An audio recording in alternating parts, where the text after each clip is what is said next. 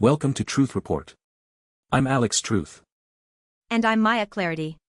Tonight, we pull back the curtain on the subtle and overt battles for control shaping our world, from Tehran to Beijing, from the critical shipping lanes off Oman to the digital screens in Jakarta, and the humanitarian crisis unfolding in Lebanon. We uncover how geopolitical tensions escalate into maritime incidents, how governments wield sports as a weapon, and how the battle for technological supremacy dictates economic policy and even our children's digital lives. We'll expose the systemic pressures on individuals caught in the crosshairs, the heavy hand of state power, and the complex web of interests that define international relations today.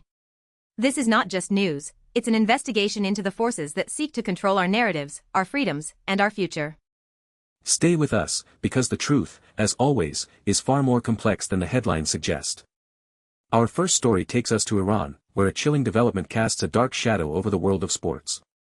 The Global Players Union, FIFPro, has been compelled to urge FIFA and the Asian Football Confederation to protect members of Iran's women's national team.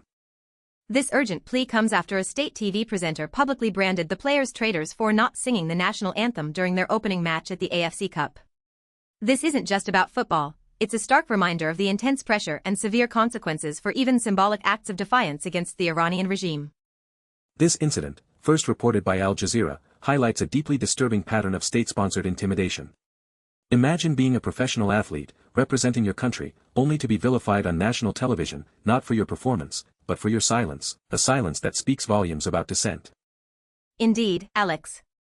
The context here is crucial. Iran has a history of suppressing individual expression, particularly concerning women. This act of not singing the anthem resonates with the broader women's rights movement in Iran, which has seen widespread protests against mandatory hijab laws and other restrictions, often met with brutal crackdowns. The regime's narrative is clear, absolute conformity is demanded.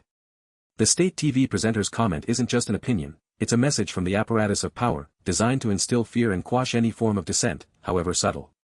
It transforms a moment of national pride into a test of loyalty. And the stakes are incredibly high.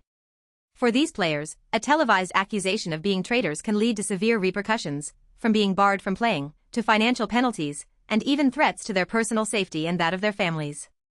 FIFPro's intervention underscores the gravity of the situation. When we look at who benefits from this kind of public shaming, it's undeniably the Iranian regime. By demonizing those who don't conform, they aim to reinforce their control, suppress any perceived challenge to their authority, and send a clear warning to others who might consider similar acts of protest. Conversely, the players lose their freedom of expression, their sense of security, and potentially their careers. Beyond them, all Iranian women and those advocating for fundamental human rights are silenced. The integrity of sports itself also suffers when political intimidation overrides athletic spirit. This saga exposes how authoritarian states weaponize every platform, including sports, to enforce their ideology. It's a powerful demonstration of the state's reach, turning a football pitch into another arena for political control and the suppression of fundamental human liberties. It's a chilling reminder that in some parts of the world, even the simple act of choosing not to sing can be interpreted as a revolutionary statement, carrying immense personal risk, and prompting international bodies to step in to protect basic human rights. Moving now to a critical, volatile region. The United Kingdom Maritime Trade Operations, UKMTO, has issued an alert regarding a tugboat that was reportedly hit 6 nautical miles north of Oman. This incident, reported by Middle East Eye, immediately raises red flags. Indeed, Alex. 6 nautical miles north of Oman places this incident squarely in the Gulf of Oman, a crucial waterway adjacent to the Strait of Hormuz. This is a choke point for global oil and gas shipments, making any maritime incident here a matter of international concern, far beyond just the vessel involved. The lack of immediate detail on the nature of the hit, whether it was an attack, an accidental collision, or something else, only amplifies the anxiety. However, the UKMTO's involvement and the location itself strongly suggest a deliberate act in a region rife with geopolitical tensions and previous maritime aggressions. We've seen a consistent pattern in this region, particularly over the past few years. Shipping vessels and oil tankers have been targeted, hijacked, or damaged in incidents often attributed to the ongoing shadow war between Iran and its regional adversaries, including Israel and Saudi Arabia, backed by the United States. This isn't a random event. The Gulf of Oman and the Strait of Hormuz are strategic battlegrounds where various actors project power and send signals. A hit boat could be a message, a warning, or an escalation in the broader, undeclared conflict that perpetually simmers beneath the surface. Exactly. The frequency of these incidents impacts global energy markets and insurance premiums for shipping, ultimately affecting consumers worldwide. It's an economic weapon, disrupting supply chains and creating an environment of profound instability in a region vital to international trade. When we consider who benefits, it's often state or state-backed actors seeking to exert leverage or destabilize opponents without direct military confrontation. Disrupting shipping can serve as a form of economic warfare, applying pressure on adversaries or their allies. On the flip side, the shipping industry and global trade are the primary losers. Crews face immense danger, companies incur massive costs from delays and damage, and the overall reliability of international supply chains is undermined, creating widespread ripple effects across the global economy. This incident, regardless of its specific cause, is a symptom of broader power structures at play.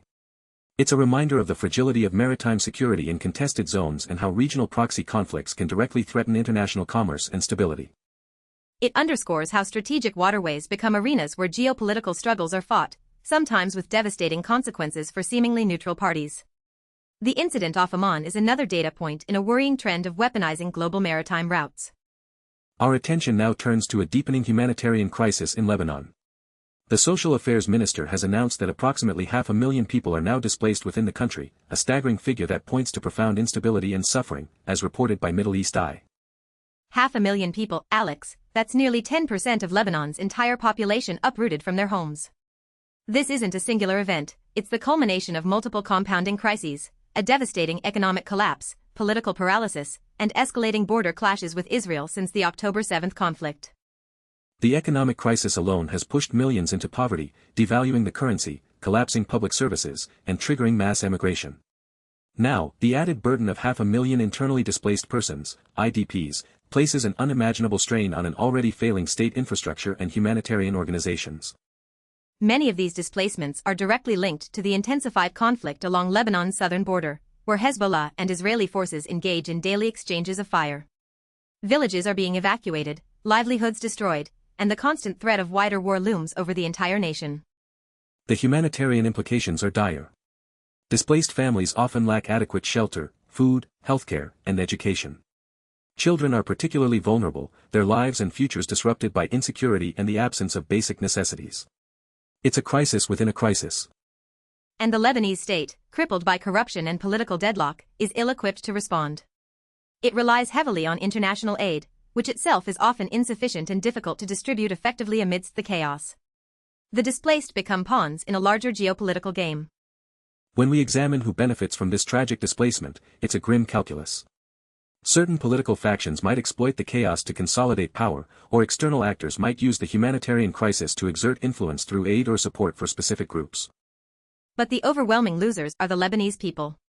The displaced face destitution and despair, the country's social fabric is tearing apart, and the very notion of a stable, functioning state is eroding. It's a systematic stripping away of dignity and security for hundreds of thousands. This displacement crisis is a direct consequence of Lebanon being caught in the crosscurrents of larger regional power struggles.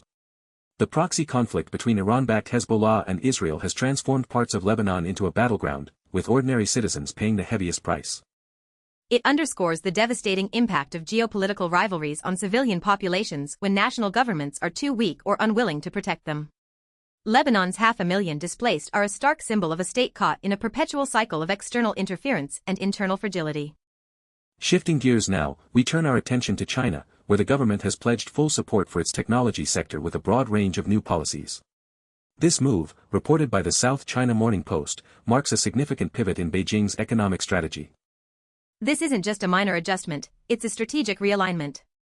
China's top economic officials have outlined measures from creating a more flexible fundraising ecosystem, including reforming Chi-Next, China's board for startups, to boosting demand for high-tech products. It's a push for self-reliance and global leadership. This comes after a period where Beijing imposed strict regulatory crackdowns on its massive tech giants, citing concerns about monopolistic practices and social inequality.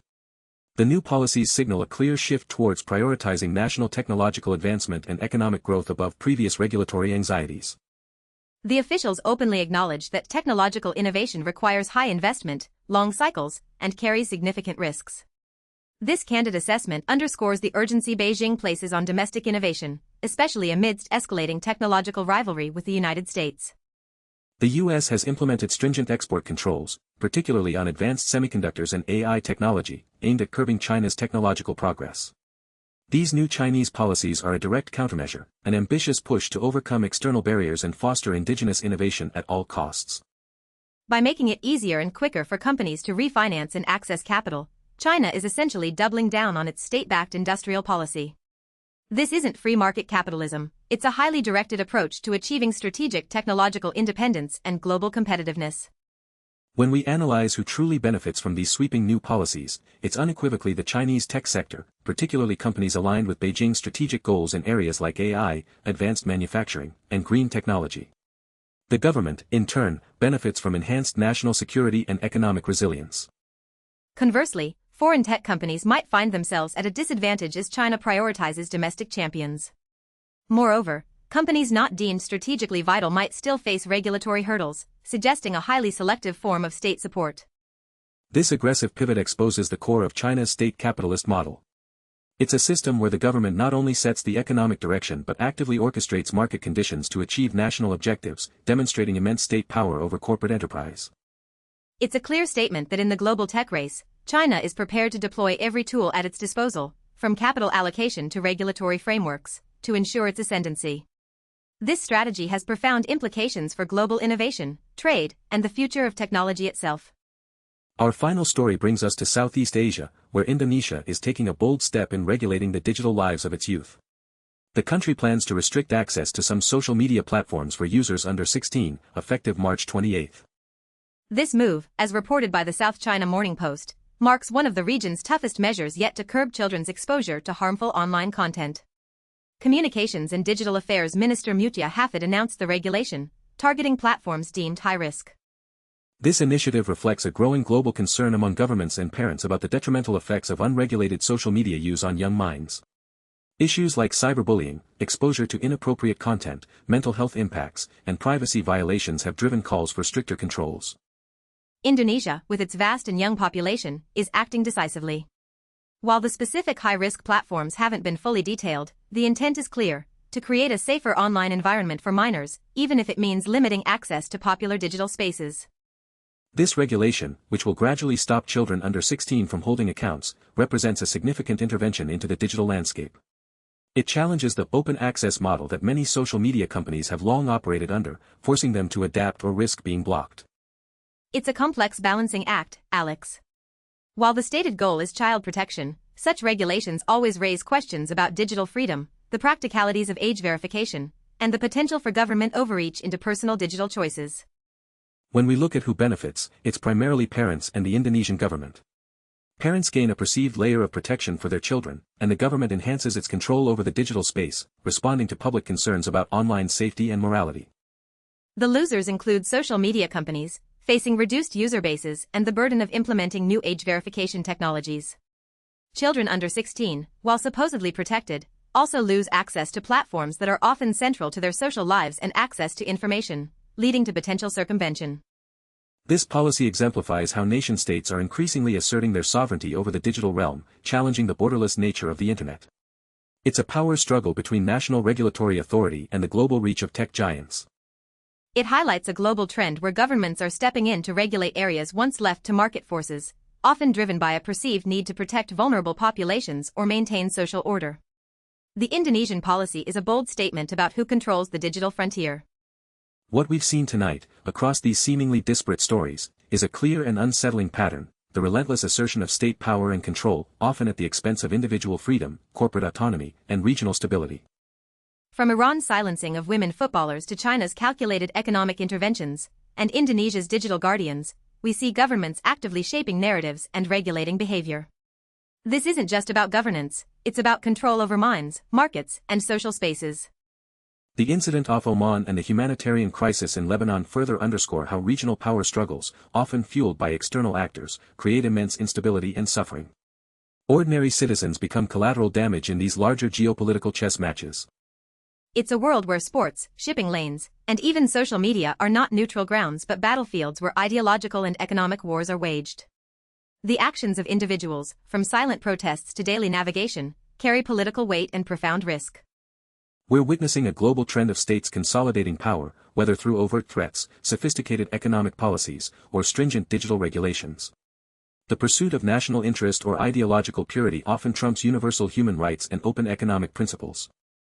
And the crucial question for us, the citizens, remains, how much control are we willing to cede to these powerful entities? How do we protect individual freedoms and human dignity in an era where states are increasingly willing to dictate every aspect of life, both online and off? The stories we've uncovered tonight paint a sobering picture of a world grappling with deep-seated power struggles. From the silenced voices in Tehran to the displaced families in Lebanon, the human cost of these conflicts is immense and undeniable. It's vital that we continue to scrutinize these actions, understand their implications, and demand accountability from those in power. The truth, however uncomfortable, is our strongest tool against the erosion of freedom and the propagation of injustice.